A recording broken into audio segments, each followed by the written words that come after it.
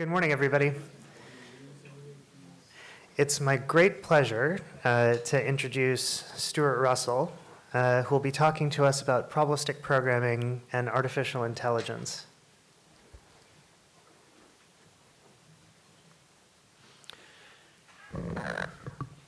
Thank you, Vikash. So it's great to be here. I think we're here for two reasons. So one of them is this kind of thing, right? There's this, as you know, a massive amount of interest in AI, huge amounts of funding for companies and research and everything else. I picked this particular example because I was in China the week before last, and everyone pointed to this as their Sputnik moment that has unleashed. So just the actual announced funding, not just the long-term plan for 2030, but the actual announced funding is already more than $50 billion from various cities and regions and venture funds. So they are now outstripping the US in funding for AI research, both in the commercial and state sectors. And pretty much everything that's going on as a result of this is in deep learning. And this question, I think, is appropriate for this group because some of you are wondering, should you just throw in all this probability stuff and symbols and all that crap and just give in, just take the pill and okay. So Francois Chollet is a very well-known deep learning guy, built a very useful toolkit for deep learning and wrote a textbook. And the conclusion of his textbook basically says, no, don't take the pill. This is going to asymptote, and we need a lot more other things to make progress, such as reasoning. And it's interesting when people in deep learning talk about reasoning, they talk about it as if no one had ever thought about that before. And in fact, here's another thing. He says, the main directions in which I see promise one day in the distant future that will have models closer to general purpose computer programs, as if no one had ever thought of that before. So anyway, it's a shame. I don't think Francois is here, and if he is, I apologize for taking his words out of context. But so a little bit of history, right?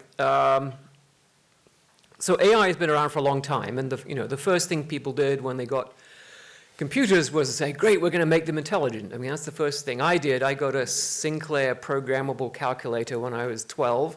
You could write a 21-line program in this thing. And it was my thought, okay, we're going to make this intelligent.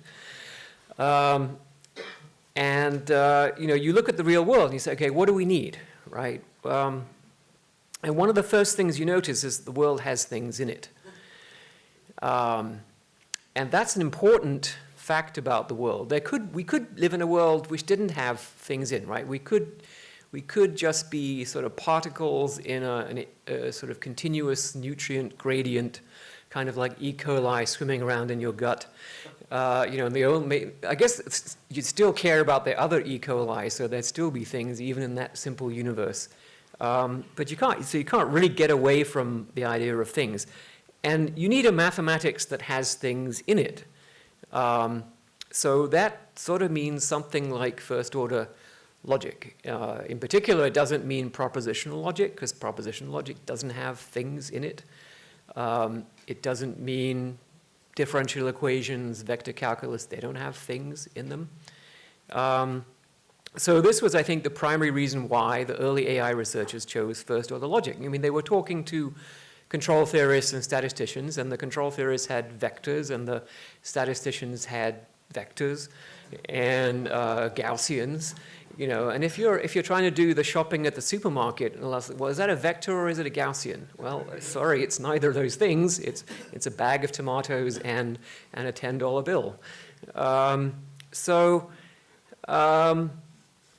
And then a bit later on, the AI researchers noticed that actually there's also uncertainty in the world. So, okay, first order logic's not going to quite cut it. And Perl and others came up with Bayes nets and the whole panoply of graphical models that we're all familiar with. And that sort of became modern AI. And then, of course, the dual things happened. So we completed the lattice. So the first order logic guys noticed that the world was uncertain, and the Bayes net people recognized that the world has things in it. So here we are with first order probabilistic languages. And this was sort of so I'm in some sense recapitulating my own experience of how I got to where we got to. So the first order probabilistic languages, people like Jack Brees came up with, essentially plate languages, ways of replicating. And anyone who built a Bayes net very quickly realized that building a Bayes net by hand, where you had many, many copies of the same substructure, one substructure for each of your examples in a learning problem, for example, or and then you would end up writing C++ code to construct all those substructures of the big Bayes net, so you didn't have to do it by hand. And then you would sort of write a little, software library so that you weren't writing sort of raw C++. You could just say, add node, add node, add node. For I equals 1 to 10, add node.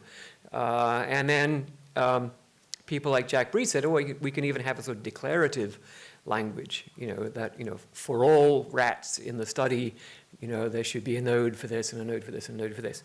And so that gave you some way of combining Bayes net semantics, factorization of joint distributions and conditional distributions, with the syntactic apparatus of logic, which includes quantifiers and logical variables that range over objects and so on. So that was good. But there's another thing that happens when you have uncertainty in things, which is you're uncertain about the things themselves. You don't always know what rats are in your study, right? Sometimes you do, but if instead you're trying to do natural language understanding and you're going to read a book or a play, right? You don't know in advance what are all the people in the book. And if it's a Russian novel, each of them has several different names during the book. And for English readers, they usually even have to explain this at the beginning, like these are all the same people.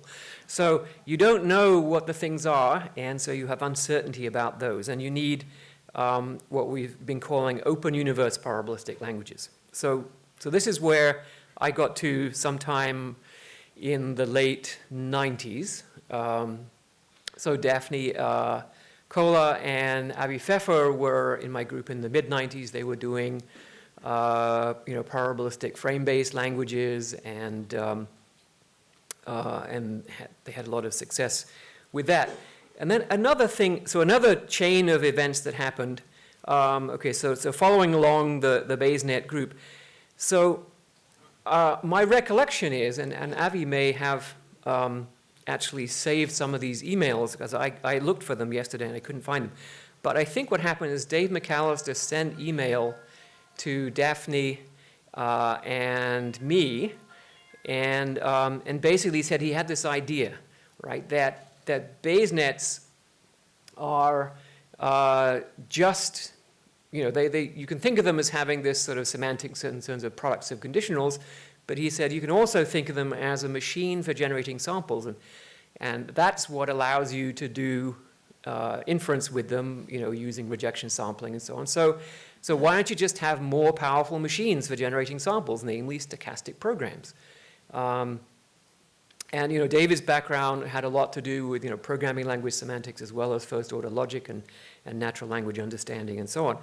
And that led to probabilistic programming languages, and the paper that David and Daphne and Avi published in '97, and then Avi's eyeball language, and so on. So it was a different, and I have to say, I kind of looked at David's email, and that's why I'm not a co-author on that paper, because I was sort of skeptical that an imperative or even a functional programming language was a good form of knowledge representation.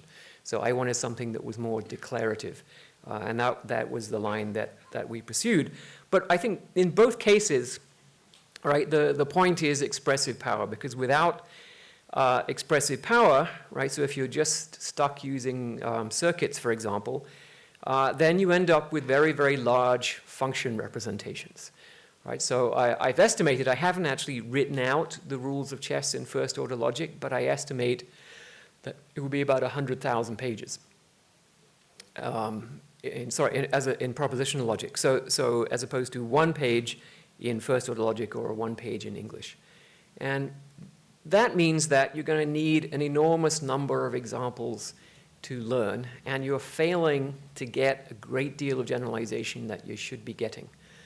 In particular, you have to be able to generalize across the objects. You don't want to write the same rules for every pawn. Okay, you want to generalize across the pawns. You want to generalize across humans. You want to generalize across days. And you can't do that unless there are humans and pawns and days formally in the language. And so you're throwing away a massive amount of generalization capability if you don't have this kind of expressive power. And I believe, although I think this is, as far as I know, not a particularly well explored area of computational learning theory, that you could also think not so much, okay, what is the expressive power of the language, but how fast is it to evaluate the function, right? If it's a linear time function that your hypothesis applied to an example is linear time, then that means that if you're trying to learn a function from a family that's, say, NP-hard, you're going to, for many cases, need an exponentially large representation for the function, and therefore, again, you're going to need a vast number of examples. So when someone says, oh, well, neural networks are, they're really fast, and you're trying to do inference with Bayes nets, and that's really, really slow, so, I'm not even going to talk to you, because you can't run a Bayes net on the entire web at once, then don't feel bad, right? The fact that your Bayes net is taking a long time is a good sign. It means at least it has a chance of forming a concise representation of the function that you're trying to learn. So, and I think the same argument in spades extends to things that are much more expressive than Bayes nets. So I don't think it's a I don't think it's a scale where the more complex your language, the larger the time complexity of doing inference in that language, the worse things get. In fact, it may be that the better things get. And so I suspect that the deep learning community is going to be repeating, or is already repeating, a historical mistake that happened in AI.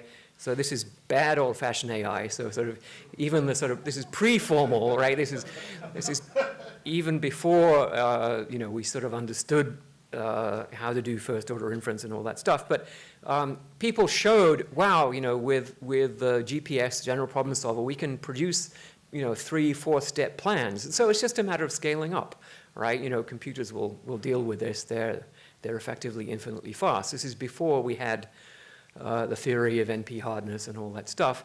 And so they were completely ignoring computational intractability. And they eventually called this the combinatorial explosion, and then they tried to other ways of building AI systems. And we're doing the same thing now, except with sample intractability.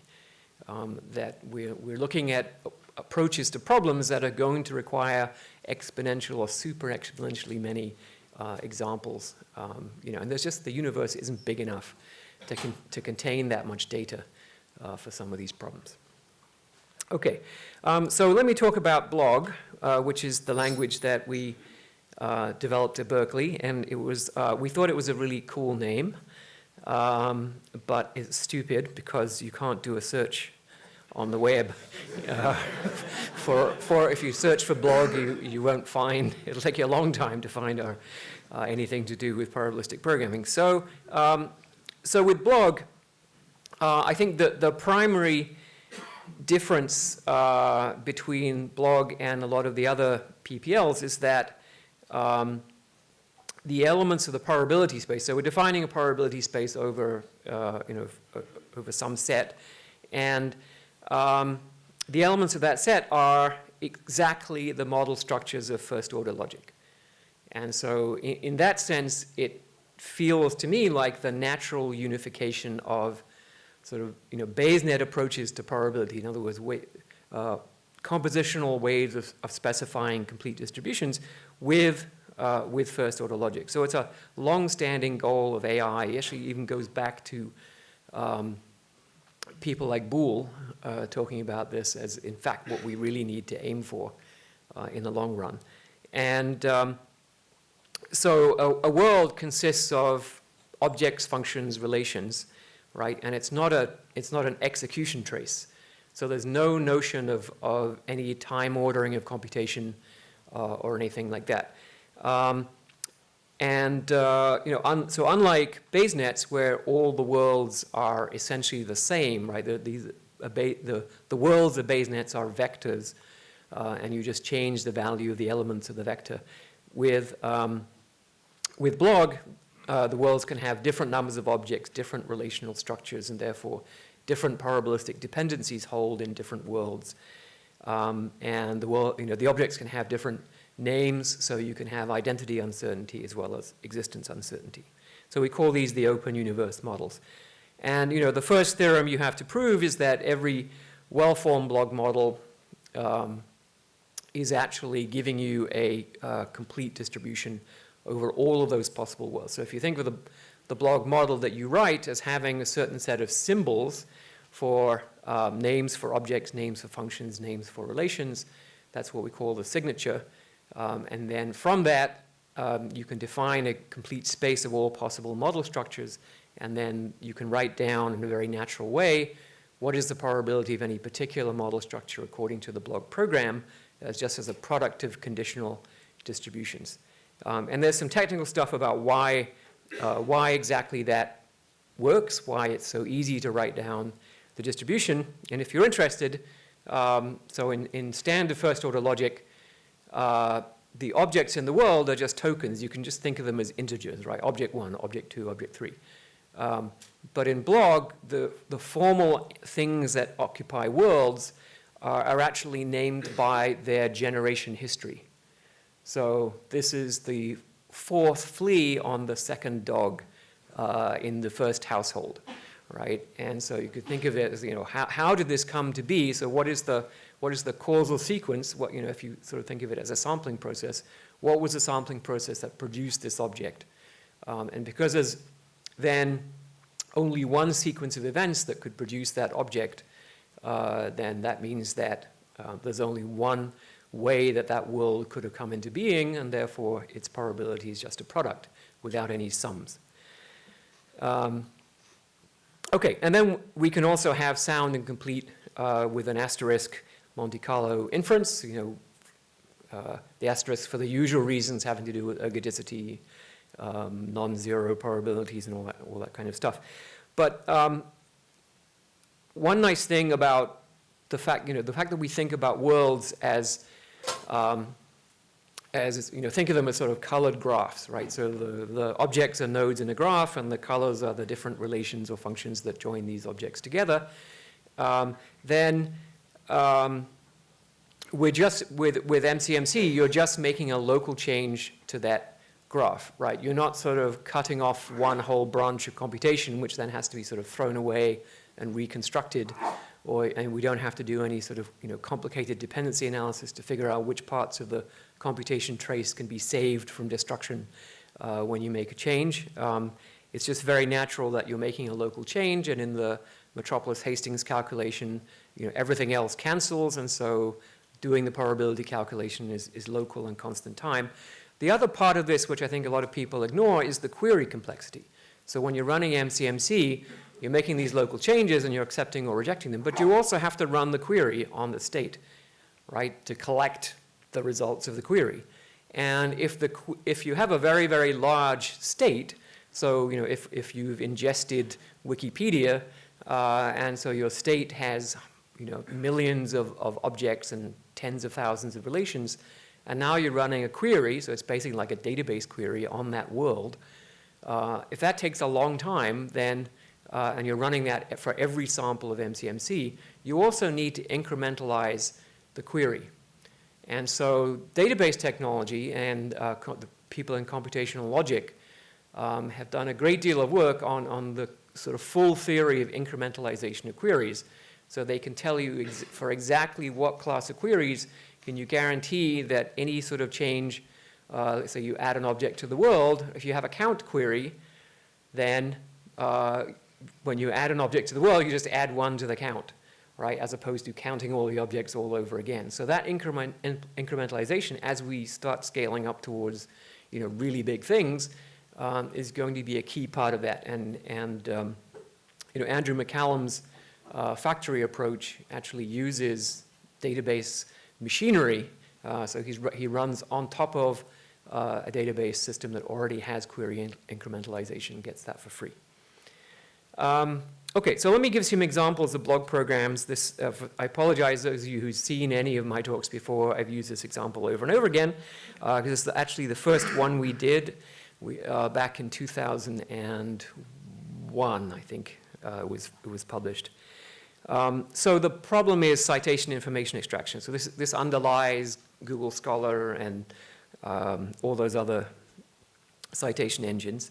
And the key problem is to decide when you've scraped some citations out of the back of a PDF that you find, you've got to figure out, okay, what paper is being referred to? And you take pairs of citations and decide, is this the same paper or not, right? And you look at these, right? So how many people think this is the same paper?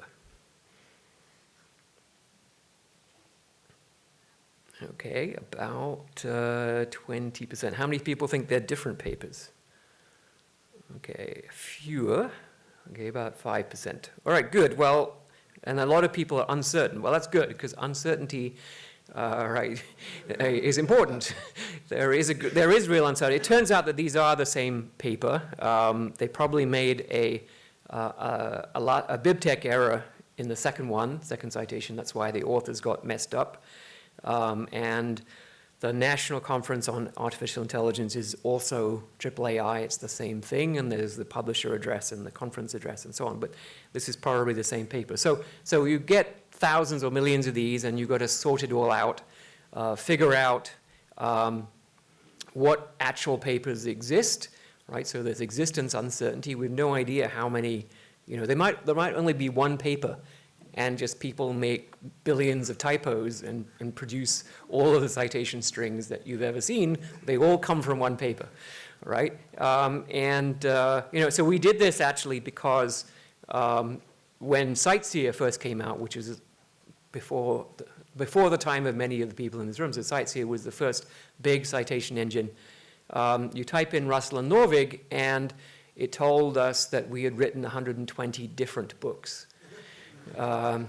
So they weren't solving this matching problem very well. And so you want to pick out, okay, what papers exist, what researchers exist, who wrote which paper, what is its real title, and so on and so forth, and what's the citation graph. So you can think of this as we want to extract a citation, a proper, nicely, entity normalized citation database out of a bunch of ASCII strings, right? And so it's uncertain, so we have to have distributions over citation databases and calculate posteriors given the strings, okay? So I'm simplifying the model here just so it fits on one slide, but the core of the model is basically very simple. We write down how did those strings get there, right? Well, first of all, there were some in the beginning, there were some researchers. Okay, so the number statements in blog sort of bring objects into being. And if you're writing another language, it might be new, some class. And so order of magnitude, OM means order of magnitude, so it's 100,000 plus or minus a factor of 10, so it's a kind of a discrete log normal distribution. And so there's 100,000 researchers roughly, and then the number of papers for a given author are, if they're a professor, then it's around 100, plus or minus a factor of root 10, or it's, for an ordinary person, it's 10 plus or minus a factor of root 10. Okay? So, and of course, you don't know who's a professor. There's no, the citation strings don't say who's a professor or who isn't, and so this is a predicate test in a conditional where it's completely uncertain. So there are papers and researchers, and then researchers have names, and we just generate a letter trigram prior from the US Census database for names, and then papers have titles, and we have a mixture of a word and letter trigram prior from a database of millions of computer science papers. And then there's how the citation string itself comes into being. So first of all, someone chooses to cite a paper. And a priori, we're just going to assume that you pick a paper uniformly at random from all papers, which is probably not right, and you could make this more sophisticated. But so usually what would happen is, since the data here is pretty informative, right? We've got a whole ASCII string, right? If we just had, the author's initial, or the initials of their last names, and then the last two characters of the date. So if we just had, RP71, right, as the citation string, this would be a much more difficult problem. But we have a lot of characters. We have, a couple of hundred characters describing each object, and so typically the data are going to overwhelm the prior, and so we can get away with using a pretty weak prior distribution. And then the text of a citation string itself is we assume constructed from information about the paper that's cited, namely the name of the author of the cited paper and the title of the cited paper.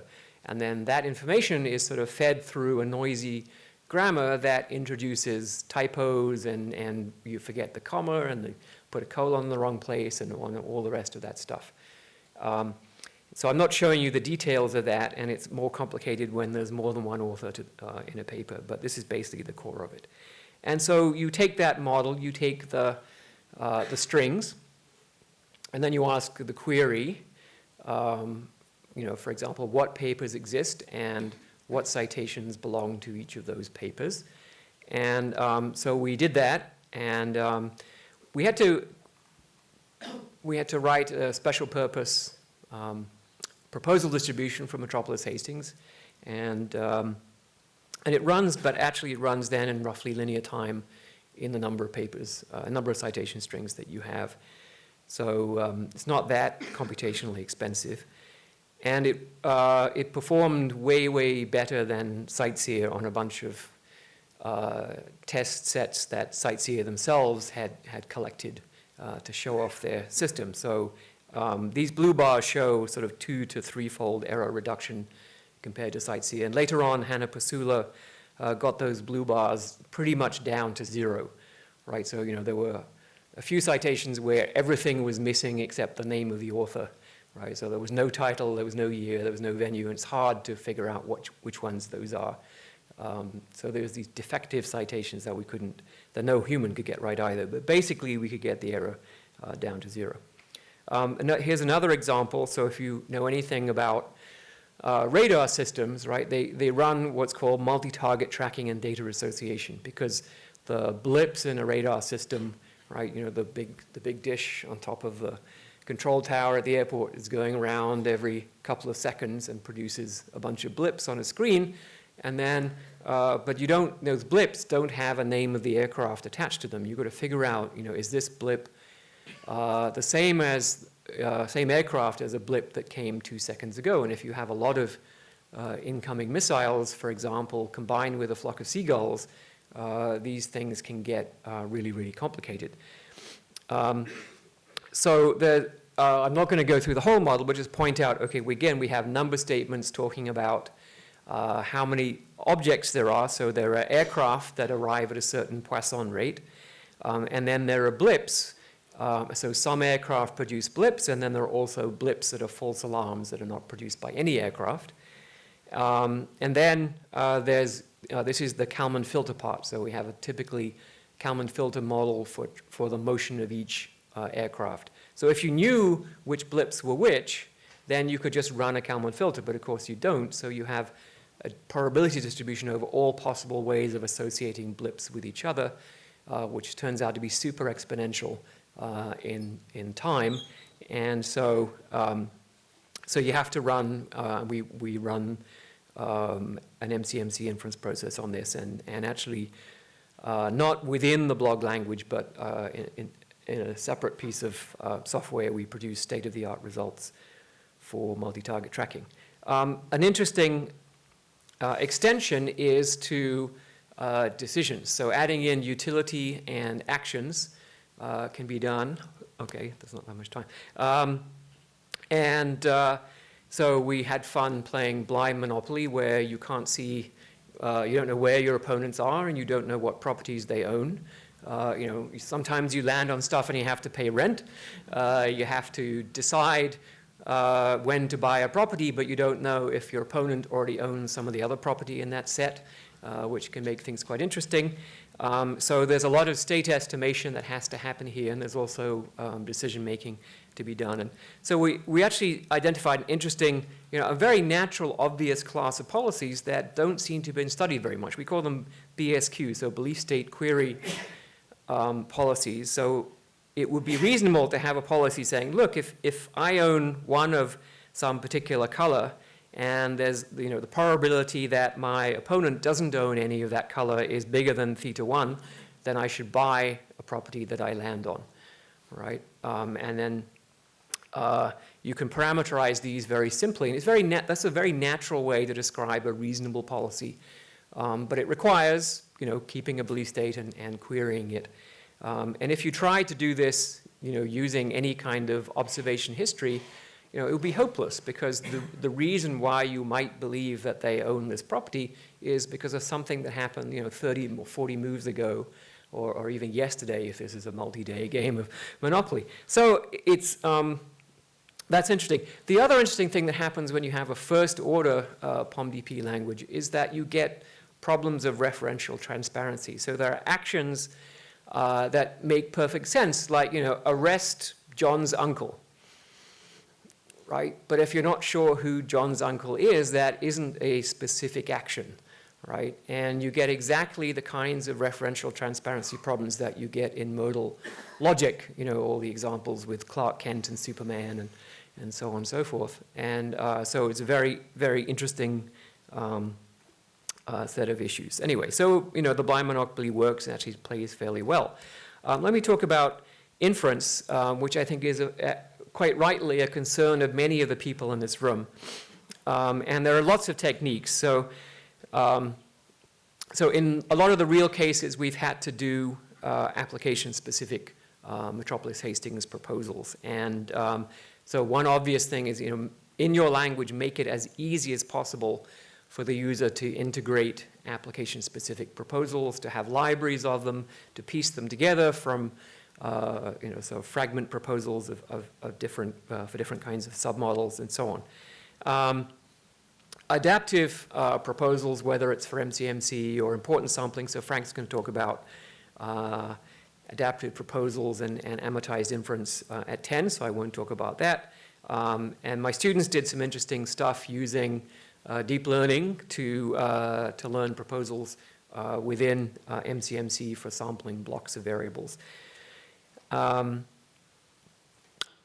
So compiling is also really important, and Blog has a compiler called Swift, and I'll show you some results from that in a second, but it's the same basic idea as compiling in Prolog.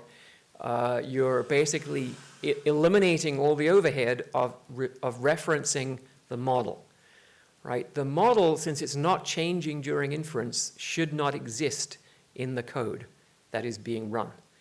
Okay, and I think many people have a different idea of what compiling means. And in fact, when Brian Milch wrote the first blog engine, I said, and Brian, you are actually compiling, right? You're compiling the inference process. And he said, oh, yeah. And I said, okay, I trust you. And he wrote 40,000 lines of Java, which I didn't read. And it turned out, no, that he wasn't. He'd misunderstood what I was asking, and there was no compiling going on. So the Swift compiler is about, on average, about 200 times faster than the original blog engine. And surprisingly, so even though this is an open universe first order language, it's 700 times faster than Bugs, which just does Bayes nets with loops. So, and then, there's all kinds of other tricks of bringing to bear special purpose sampling techniques. So there are a lot of submodels that all generic inference techniques are going to get stuck on. So, a typical one is you got one variable, which is the sum of a bunch of other variables, right? And now you're stuck, right? Immediately, your MCMC gets stuck because you can't change any one. If you're in a consistent state, you can't change any of those variables, right? And weirdly, the general problem of sampling a bunch of variables given the sum is not well studied. And we came up with an algorithm which seems to do fine, but and I think in general the problem is NP hard, but I think it deserves a lot more study, and that the whole family of problems needs much more study. Another cute example is if I am given a sentence and I'm given a grammar, sample a parse tree from the posterior distribution over parse trees given the sentence. And again, that can be done efficiently, but it won't work if you just run generic inference. And there are many systems that allow in various ways for you to specify these special purpose inference methods. And then, of course, all of the usual heavy machinery to make stuff run fast. And lifted inference, there are lots and lots of papers on lifted inference using all kinds of cool group theory and so on. But generally, they all confess that as soon as we had more than two facts, then the non-lifted inference was faster than the lifted inference. Sorry about that, right? So I still think that lifted inference is an incredibly powerful idea, but we haven't made enough progress in the engineering, and I think it has to work by a sort of series of approximations, not just trying to do exact inference. So here's some data on the compiler, and just the very, very small bars are the Swift compilers, and we're comparing with Church, Figaro, and also with Infer.net. Infer.net has they have like 30 full-time compiler engineers working on that. So I'm not sure what's going on, why we're still beating them by a factor of 10, on very simple, like, 5 variable BaseNet inference. But here's the thing. By the time you've compiled out the model and you're really running model-specific sampling code, the Swift code is spending more than half of its time inside the random number generator, right? And that's how it should be. There is practically nothing going on in Gibbs sampling other than generating a random number from the Gibbs distribution, right? And if you do your code well, that's all that's happening. And so if you have any inference that's running compiled sampling code, just look and see what fraction of the time am I inside the random number generator. Okay, so I'll briefly talk about this application. Some of you will have seen this before. There's a little update at the end. So this is monitoring the world for nuclear explosions. And there have been a lot of them. Here's one of them, a very small nuclear test in Nevada that dumped 12 million tons of radioactive earth and rock into the atmosphere. And so the test ban treaty has a network of stations all over the world which are measuring minute nanometer scale seismic vibrations. So that's the evidence, and then the query is what happened. So every day we produce a bulletin of all the events in the magnitude range of interest, and a flag for those that are potentially suspicious. Oops, sorry. And then the model that we write down, it basically does the sort of generic geophysics 101 of seismic event occurrence, signal transmission, detection, and noise. So this is the model. I'm not going to go through it in too great detail, but again, the number statements say, okay, there are things called seismic events with a Poisson rate, and then there are detections, which are basically blips, just like the multi-target tracking example. Events have locations, and there's a prior on locations, which is estimated from historical data. There's a detection probability, which is essentially done with a logistic regression model, again, estimated from empirical data. And then there is a travel time model that predicts when we expect the signal to arrive. If it happens at time t, how long will it take to reach any particular station? And that has a Laplace arrival distribution for unknown reasons. What is the expected angle of arrival, the azimuth for that signal? And again, it has a Laplace distribution for reasons that we don't understand. And then it works incredibly well. So we were able to reduce the failure rate of the existing United Nations system from between 30 and 50% down to between 10 and 15%, so a 2 to 3-fold improvement. So that was by 2011, and then it went through a bunch of committees, and in November 2014, the United Nations announced that it would be the system, and then went through a bunch more committees, and on January 2018, they switched it on. So it's now running as the monitoring algorithm for the treaty. Here's an example from the North Korean test of 2013, where this was the geophysicists' global consensus location for where that event took place after several days of consultations. This was NetVisa's estimated location after 1 second of computation, and then this is the actual tunnel entrance that was later discovered using satellite photographs. So we were about more than twice as close to the true location, probably. Another example, tracking moving objects in video. So there's a standard generative model for this called the adaptive background mixture model, which says that each pixel is either background, foreground, or shadow, and at each time step it samples itself to tell you which of those 3 categories it's in. And then you estimate these mixture parameters online. So some pixels are off in the corner and they're always just background. Some pixels are in the middle of the road and they will switch among these 3 categories. And so that's the standard model. You can actually improve that, for example, by saying, look, if I'm suddenly in shadow, I'm not going to immediately stop being in shadow 1/30 of a second later. I'm going to stay in shadow for a while. So I want temporal persistence for the mixture state of each pixel.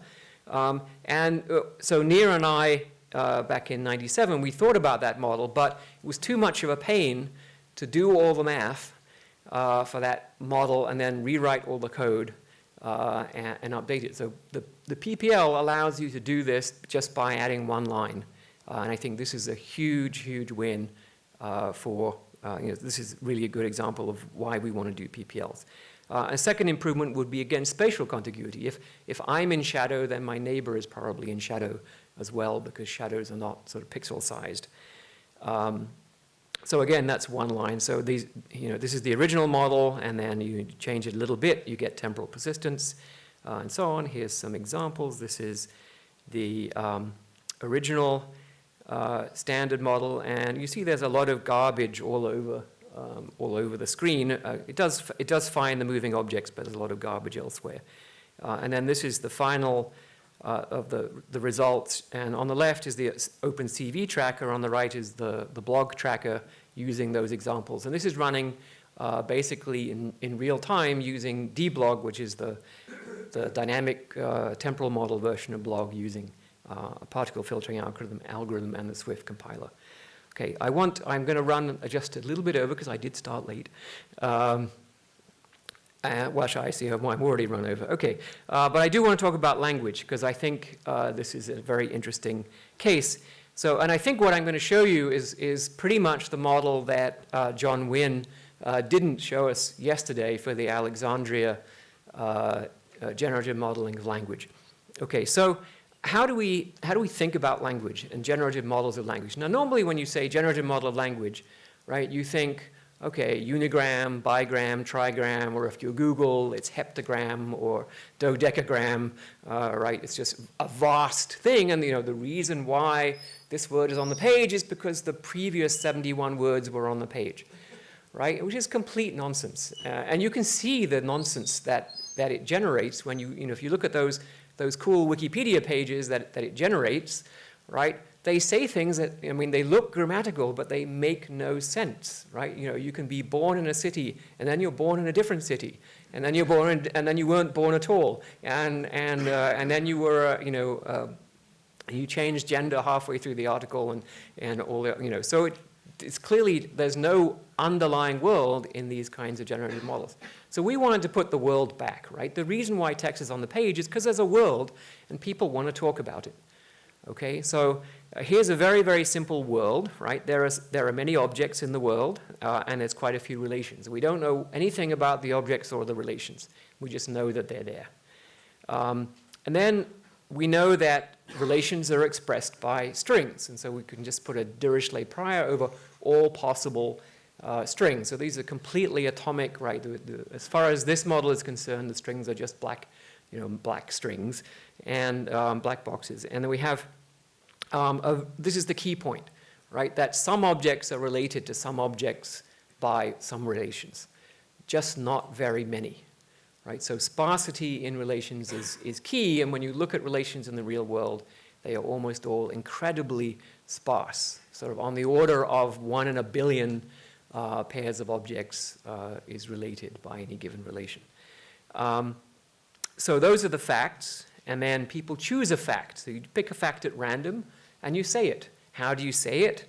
By saying the string, saying the name of the two objects, and then that produces the text that's on the page. This is a very, very trivial generative model, and it turns out that Andrew McCallum's group had already prepared text that actually fits this generative model. So by just pulling sentences out of the New York Times where there's a named entity that has some relation to another named entity. For example, when you say J. Edgar Hoover, who was director of the FBI, right?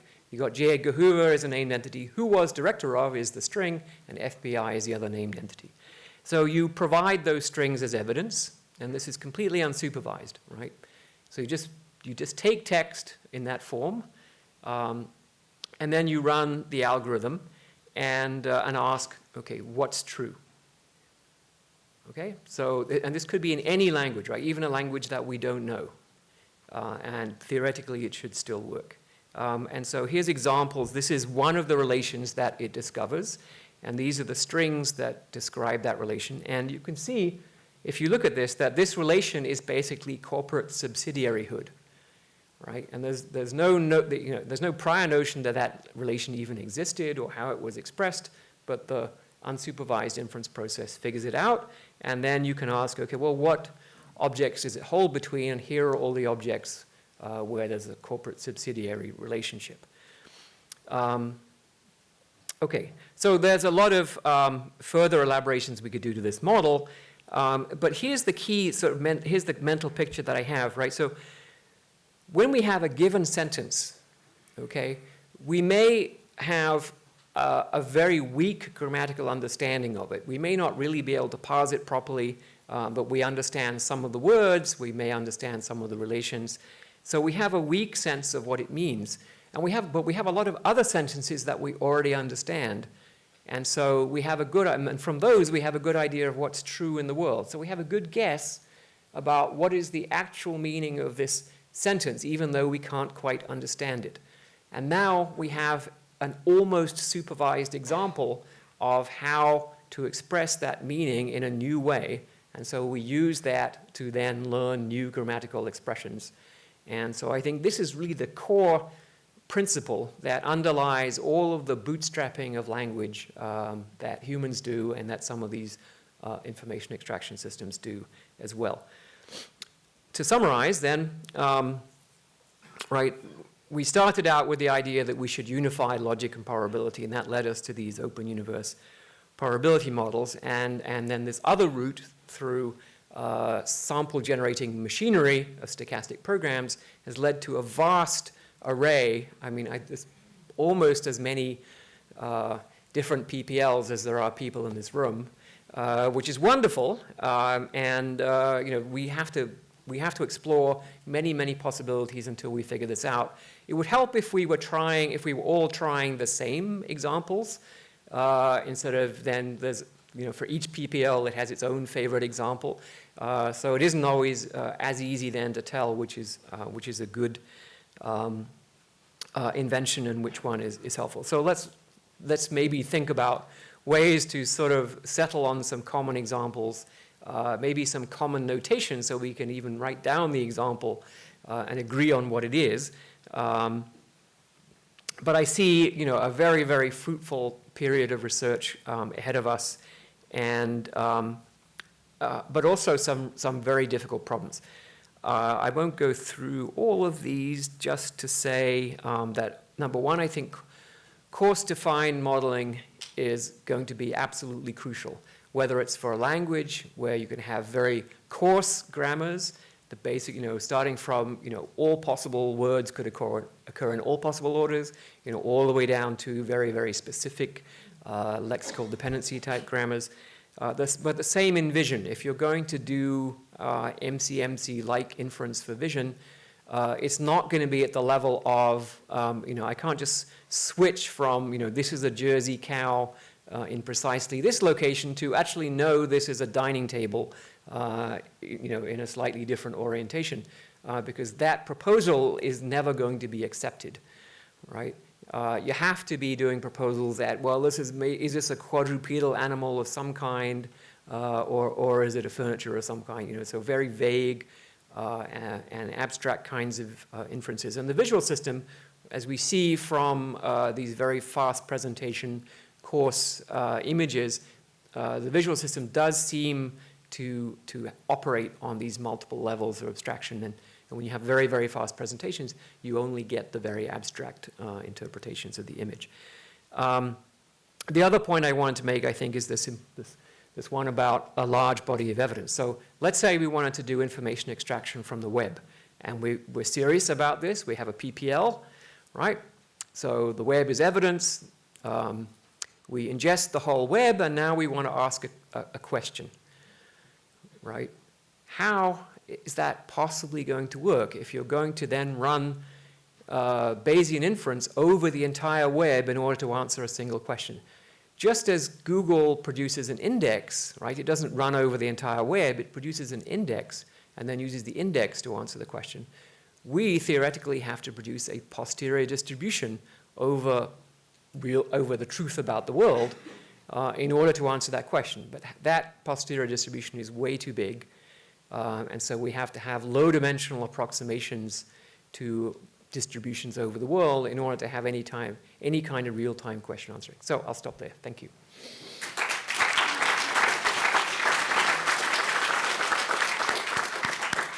Thanks, Stuart.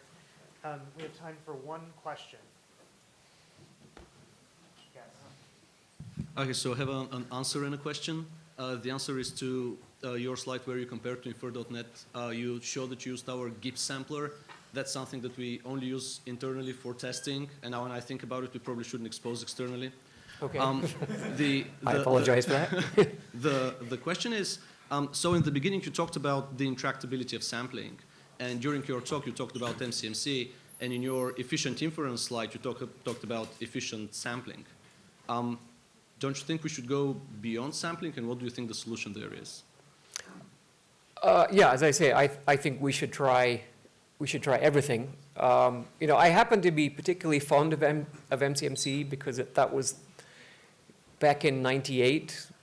That was the first inference algorithm I implemented on an open universe probability language, and I thought I was just amazed that I could do this. And it has some of these elegant advantages, but I would love to see ways, clean ways to integrate it with these other techniques. The variational techniques.